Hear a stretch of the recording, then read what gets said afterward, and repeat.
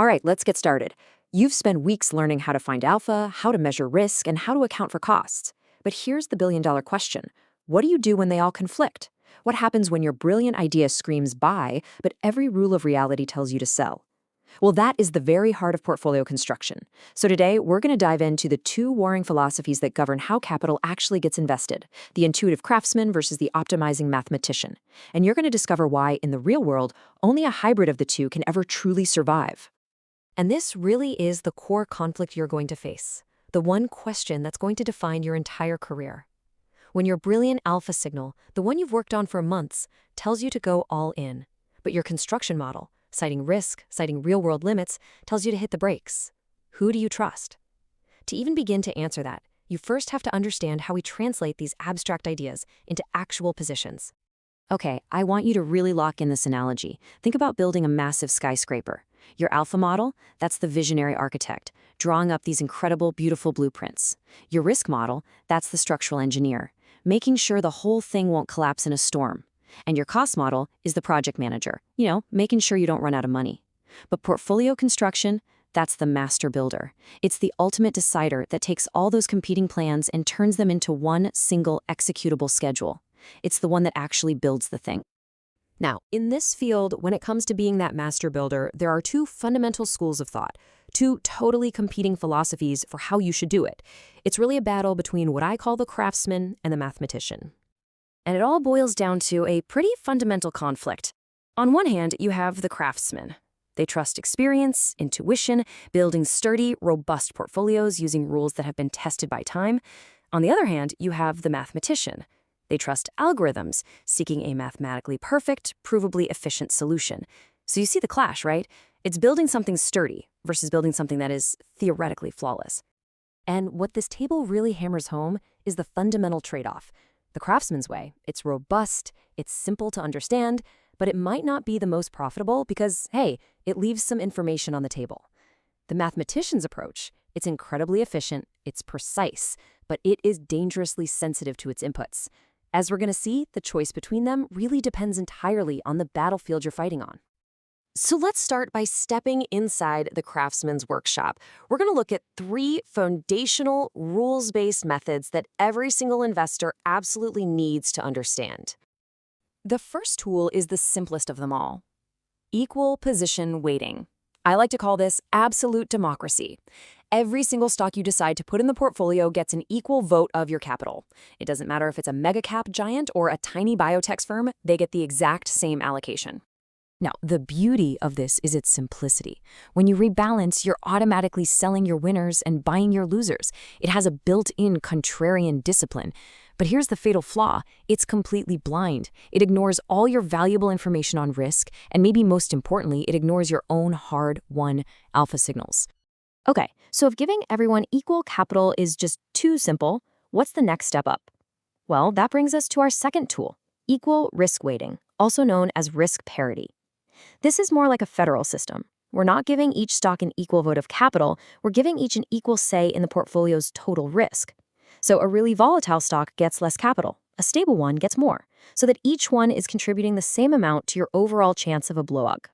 The big win here is that you get true risk diversification, which usually leads to smoother returns. But, and this is a big but, it's incredibly dependent on historical data, which, as we all know, might not predict the future. Plus, it often forces you to use leverage on lower-risk assets like bonds, and that introduces a whole new set of dangers. All right, next up we have the rule that's probably the most intuitive for all of you as active managers: alpha-driven weighting. Think of this as an absolute meritocracy. The capital flows directly to your best ideas. The stronger your conviction, the stronger your alpha signal, the bigger the position. Simple as that. Now, this is the purest way to express your views, to bet on your insights. But it's also the most dangerous.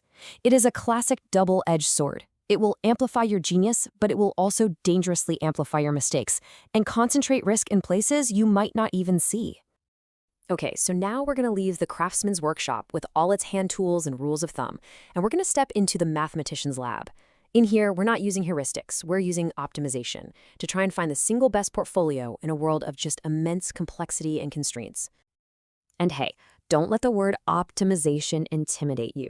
It sounds complicated, but it really just boils down to three pretty simple questions. 1.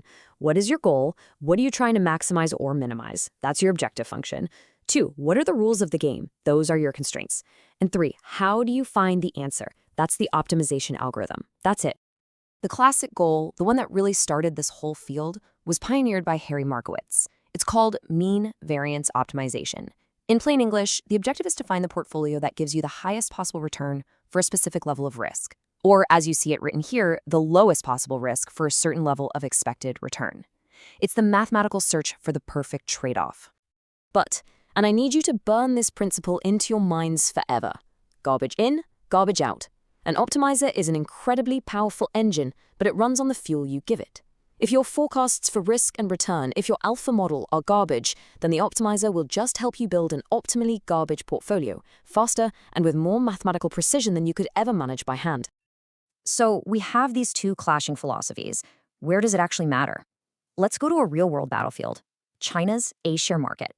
This is a place where pure theory goes to die and only a hybrid approach has any chance of survival. And this table just illustrates the difference so perfectly. In the US, most of our constraints are soft, right? They're about costs, tracking error, things you can navigate. But in China, which is dominated by retail investors, you have hard constraints. Things like daily price limits, no day trading. These aren't suggestions. They are absolute, unbendable rules of the game. And this is the critical one, the liquidity cliff. That plus or minus 10% daily price limit, it's not a cost you can just pay to get around. It's a wall. When a stock hits that limit, liquidity just vanishes. The question stops being how much will it cost me to trade and becomes, can I trade at all?